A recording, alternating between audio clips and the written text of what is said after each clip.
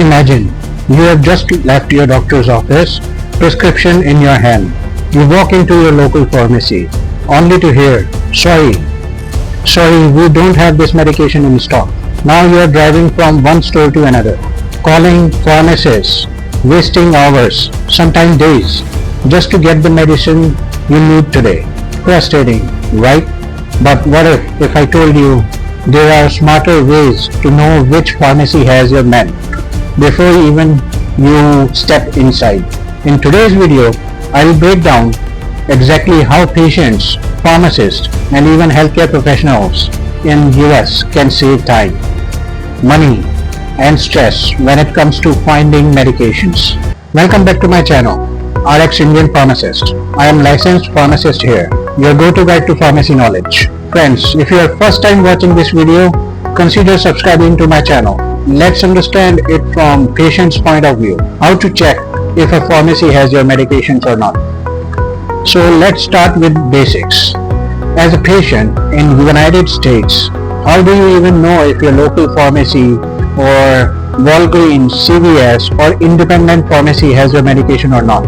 Step number 1. Call the pharmacy directly. Sounds old school, but trust me, pharmacists prefer when patients check availability before showing up. Step number 2. Use pharmacy apps and websites. Chains like Walgreens, CVS and Walmart let you transfer or refill your prescription online.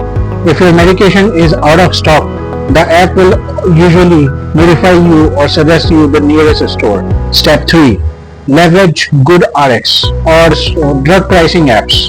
These apps don't just show prices, they also show which nearby pharmacy usually stock the drug, usually has the medication in stock. Step number 4.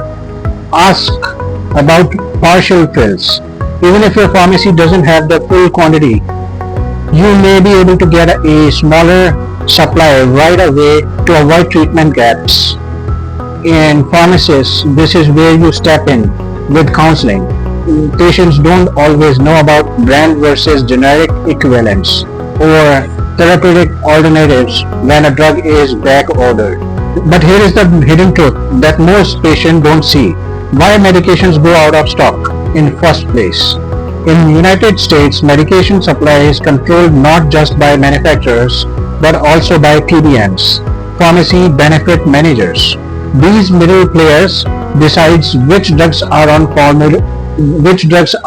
formulary, how pharmacies get reimbursed, and sometimes even which supplier pharmacies can use. On the top of that, insurance plan limit which pharmacies can you go to. For example, some Medicare and Medicaid plans restrict coverage to specific preferred pharmacies. And let's not forget pricing.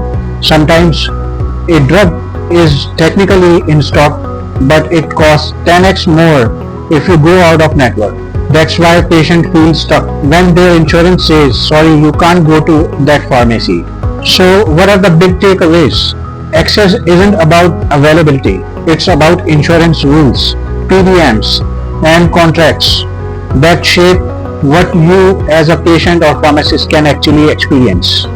Let's understand the things from pharmacist's point of view. What happens behind the counter? Now let's flip in the perspectives. You are a pharmacist in United States. What do you see? First, you are juggling patient expectations.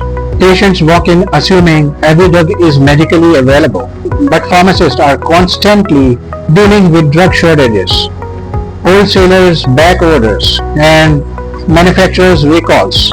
Second, pharmacists often act as problem solvers. If your pharmacy doesn't carry the drug, you might call another store in your chain to check for the stock and availability. As a pharmacist, you could suggest an alternative dosage forms or even a generic form of the drug with the same potency and active pharmaceutical ingredient in it, or contact the prescriber for a formulary-friendly alternative. For specialty medications like oncology, HIV, or biologics, pharmacists have an even bigger role.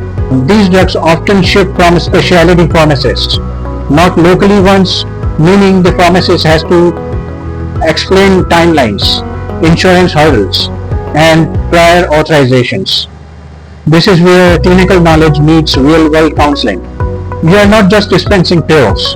You are navigating a broken supply chain for your patient's sake. Let's understand broader impact on careers, patients, and healthcare system. So why does this matter beyond just one prescription?